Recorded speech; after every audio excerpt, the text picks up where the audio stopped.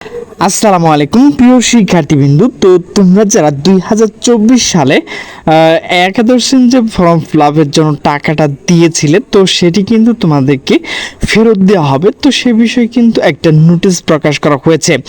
তো নোটিশটি মূলত প্রকাশ করা হয়েছে দ্য ডেইলি ক্যাম্পাস। তো নোটিশে বলা হয়েছে অব্যয়িত কেন্দ্র ও বোর্ড ফি ফেরত পাচ্ছে এইচএসসি শিক্ষার্থীরা।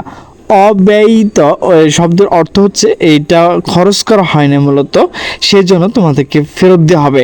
তো নোটিশটি প্রকাশ করা হয়েছে দ্য ডেইলি ক্যাম্পাস।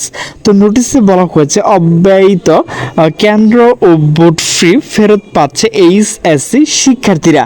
তো নোটিশটি মূলত প্রকাশ করা হয়েছে 23শে আগস্ট 2025 রাত 9টা 10 মিনিটে। তো নোটিশে বলা হয়েছে 2024 সালে এইচএসসি পরীক্ষা অব্যয়িত কেন্দ্র ফি এবং বুট ফি ফেরত প্রদানের লক্ষ্যে সকল জেলা শিক্ষার্থীর তালিকা প্রকাশ করেছে রাজশাহী শিক্ষা বোর্ড। বৃহস্পতিবার 21শে আগস্ট এক বিজ্ঞপ্তি এই তথ্য জানানো হয়েছে। তো প্রিয় শিক্ষার্থীবৃন্দু, কোন কোন জেলার শিক্ষার্থীরা তাদের টাকা ফেরত পাবে?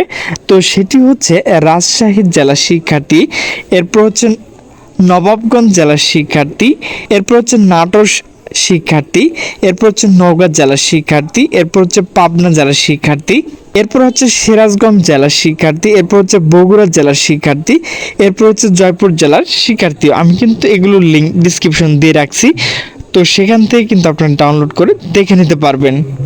তো প্রিয় শিক্ষার্থীবৃন্দু, তো তোমাদের কেন্দ্র ফি এবং বুট ফ্রি যে টাকাটা নেওয়া হয়েছিল, তো সেটি কিন্তু ফেরত দেওয়া হবে।